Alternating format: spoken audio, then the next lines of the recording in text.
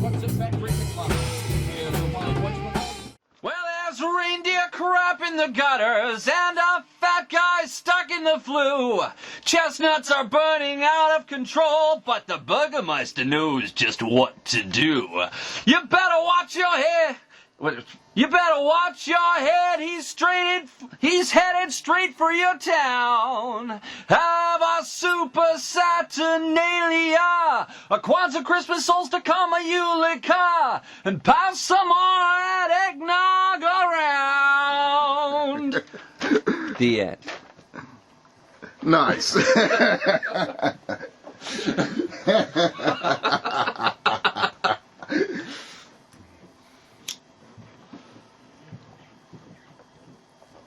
And your inspiration for this was?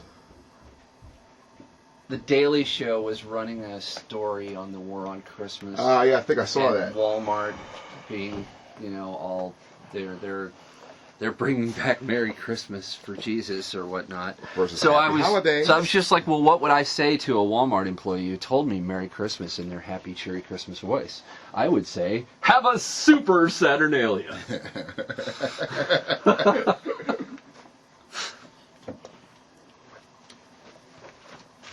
Outstanding. And that's, and then I couldn't shut up about it, and now we're here. I have a nice big promo graphic for it ready to go for the MySpace thing. I'm going to launch the Happy Room Studios site with it. Uh-huh. I'm going to do 4,000 comments on every one of my friends with this big fucking banner that says, have a super Saturnalia, with me doing this number with the white jacket and a Santa Claus hat. And the black shirt on, too. Out in front of this ridiculous, no, it's a red shirt, actually. Oh, you got a red shirt? What Would Shard Do t-shirt. And I was out in front of the neighbor's house about 2 blocks down, and they have got a fucking graveyard full of fucking Christmas crap in their lawn. I mean, they're spaced like 6 inches apart. Wow. It's ridiculous. Wow. It's the most ridiculous display of Christmassy nonsense I've ever seen in my life. So I did this. So I went out there and we took the shot I was right on the sidewalk. And Catherine put some snow in, and these big Christmas cardy letters, have a super Saturnalia, Sam Marsh and the Happy Room Orchestra. And it's going to link directly to fabulous. And it's going to link to the new Happy Room Studios site. Cool. Which will have a Legend of the Bat tune on it. So this is my friend, good friend Sam Marsh here. Also does a lot of stuff with Planet Sam. Him and I performed together in Legend of the Bat about 15 years ago, wasn't it? 15 years ago. Yeah, we did Super Saturnalia. I'm going to let him explain the genesis of that in the neighborhood house with all the Christmas decorations, because he does a far better job of explaining it than I do. So Sam, take it away. Okay. Well, this is all happening in the days leading up to Christmas of 2006. I was scheduled on a Monday night to record with Dragon Song, and I, in between practice the night before, and that day, I had this idea, and it basically just started with, well, okay, the Romans had the original holiday that Christmas is based on. Right. That's why it's the 25th. Right. In particular. Right. Based on the solstice. Right. Not even the solstice. Oh. The solstice is the 21st. The 25th was Saturnalia Day. It had nothing to do with the solstice. It was purely just a thing on the Roman calendar. And it was the 25th, and that's why they picked that to be Christmas. Right. Later on, because people already celebrated the holiday because the Roman Empire dominated all of Europe at that point in time, or pretty much all of Europe.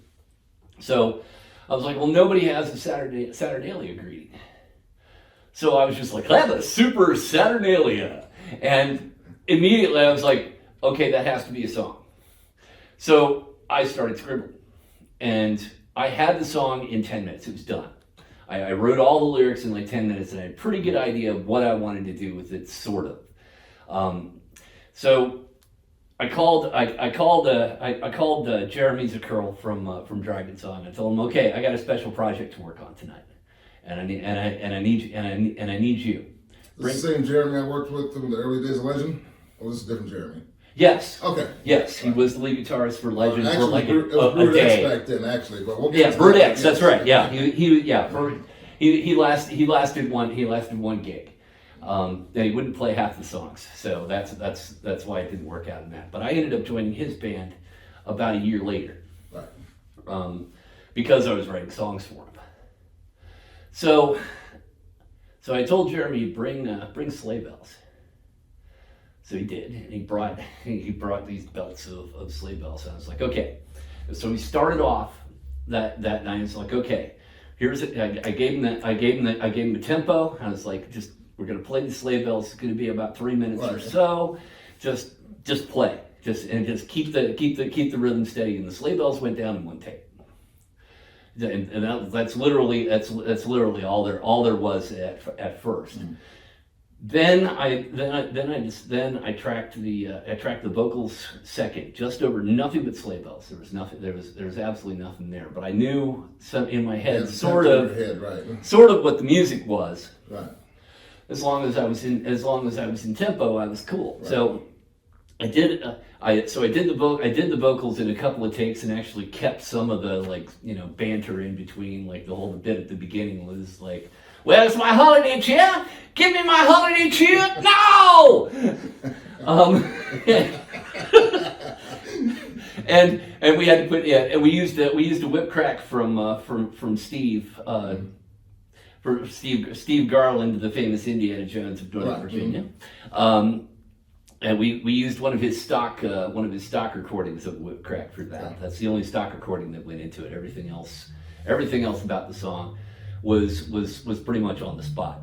By the time in that first session, I put the piano down, which is the basis for the whole first part, right, and then I tracked the flute down, and I tracked the flute on top of it.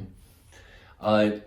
So we finished it. We had it there that night. It was very much a skeleton, and so I put the tracks together, and I sent one to Jay Ridgway, and I talked to him, and I was just like, I need guitar, bass, and whatever else you got. Right. And I didn't know what he was going to do. I had no idea. So Jay does the first part of the bass in that song, actually. That's right. I did the second part towards the end. That's right. Jay plays bass and guitar, and he plays organ on it, and I think there's some synthesizer in there as well. Okay. He never gave me an exact listing, but it's guitar, bass, and organ for sure. Right. And then after I'd sort of punted that to Jay, and I hadn't heard what he'd done yet. Then I called Melissa Mione, and I think it was the following Wednesday. We went over. We put all my computer and all my gear and created the mobile studio, and just took it to her place in Leesburg. Drove out to Leesburg, and I explained the concept. It was like, I need scary strings. And so she did it, and it was one take per instrument, one on top of the others, bam, bam, bam. We were done with her inside a half an hour. And that's what you hear at the end, right? That's in the middle. Oh, that's the middle. Well, that's in the middle. During the whole job Santa the Hut bit. Right.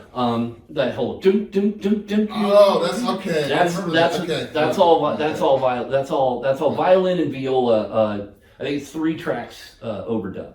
Okay, so who does the jingle bells at the end? All the jingle bells are Jeremy. Even on, it sounds like violin on the end. No, there's no violin on the end. The end is just you, me, and Charles. Oh, okay. Charles, the jingle bells quote coming in, that's on guitar, and that's Charles. Okay.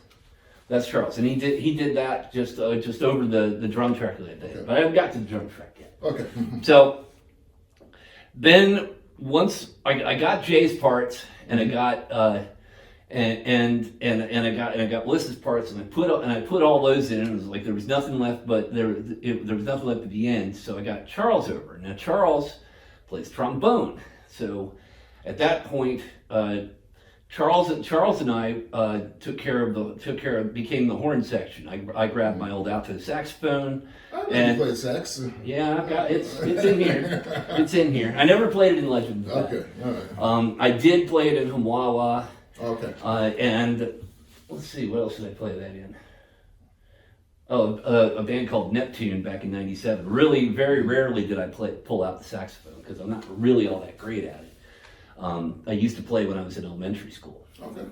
So I whipped out the sax. I managed to get through the parts. It was rather simple. Charles put trombones over top. I think it was 2 tracks of trombone, along with playing along to my flute part that was already in there. So those 4 tracks became the horn section, and then there was nothing left to do but bring in you and Charles again. After I put the drums on it myself. I don't know why I didn't get another drummer to do it. It was just I knew what to do, and I sat down as a kid and did it. Right. It was nothing. The drums were nothing special. I remember writing my part on the spot, actually. Yeah. It was all very quick. This entire process, from beginning to end, including mixdown, took 8 days. Because I was in a rush. I mean, I started this thing on like the 13th or 14th of December or something like that, and I wanted it done by Christmas. Right. To get to throw it up on Facebook, or well, it wasn't even Facebook at that. It was MySpace. MySpace, yes. Yeah. So I wanted to get that up there badly, and then I needed a photo shoot for it. Now, in my neighborhood, back in the day, there was an imaginary contest an imaginary Christmas decoration contest that my wife at the time and I used to talk about, and it there was one house that was just filled with crazy stuff, and they had a Santana. They had like 9 Santas in the yard, and there was one on top of like attached to the TV antenna on the roof. We called them the Hernandezes. And then the Espinosas were closer to the house. These guys had millions of things, and their front yard was completely littered. So I just put on my white jacket and hat and did the pose out front with the most ridiculous display of holiday decorations that I could find. And it was only a block and a half from the house. Right. It was right up the street. So we drove down there, we stopped, we did the shoot and went back home. There was one other little bit. There was a backing vocal session that happened after you guys, and that was my girlfriend at the time, Kristen Jackson, and her son Trevor, who was 9 years old, I think, at that point in time, and Steve. Is that the la la la la la la la la la, which sounded very sonorous with Kristen and Steve. Kristen had done a little bit of vocals for Dragon Song, and Steve was a fantastic backup vocalist. But Trevor was just like la la la la la la la la la la la, just would not even try to sing the melody. But I kept it in there because I thought it was creepy and weird sounding. Right. So it's actually in there in the mix, given that just that little bit of what the hell is going on back there, just to give it a little bit of creepiness, because of course it's exactly what it has to have with the whole Santa the Hut. Right. And obviously I drew greatly from my love of Frank Zappa. On that whole bit, right. But all of that was just complete stream of consciousness writing, and I had it memorized by the time I finished recording it, so I didn't even have to refer to my own lyrics. And yeah, we basically just threw it together. I mixed it myself, and Steve did a remix of it later, which I haven't been able to locate. I don't know where the remix went to. There's a remix of that? There is, yeah. It got cleaned up. Oh, okay. I think the one the version on MySpace is the cleaned up, or is the remix. Is MySpace even still up? No, none of that. Actually, now that I think about it, no. As of last year, I haven't been able to access any of the music. Okay. So I've got a page up there, but there's nothing there. Okay. All the photos are gone. Everything from MySpace is toast. Wow. That's too bad. I know. I had a very elaborate MySpace page, and 68,000 followers or something like that. Oh wow. Oh, yeah, it was the largest audience I ever had was MySpace during that era. Wow. And Saturnalia got a lot of hits. I mean, something like 30,000. Wow. Yep. Cool. That was the third most I've ever had of anything. Lady Godiva and Pictures of the World beat it out. Oh, okay. There's my holiday cheer! Give me my holiday cheer now!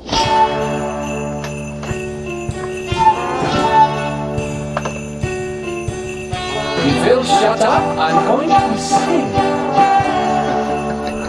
Have a super Saturnalia, a hot and heavy Hanukkah, a real cool Yule, and a kick-ass Kwanzaa too. Whatever is your holiday, just take the time to make it pay, 'cause the war on Xmas just won't go away. Well, Commerce Day is coming, and we all know what to do.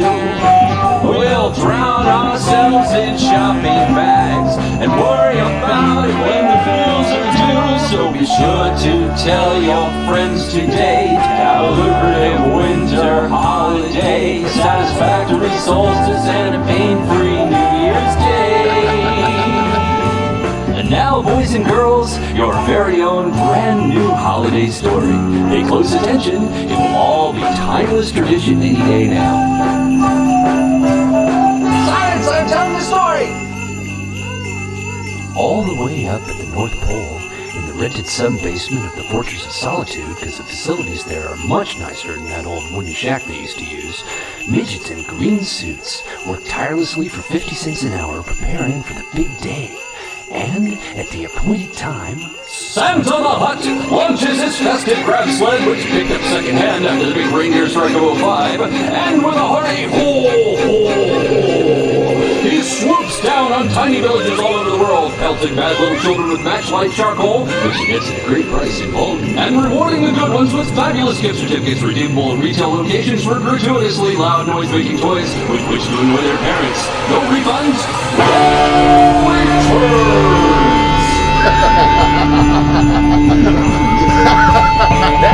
That's where we come in. Well, there's reindeer crap in the gutters, and our fat guy stuck in the flu. Chestnuts are burning out of control, but the burgomaster's looking for you know who. You better watch your head, he's headed straight for your town. Have a super Saturnalia, like Kwanzaa, Christmas, solstice, common Eureka, and pass it on.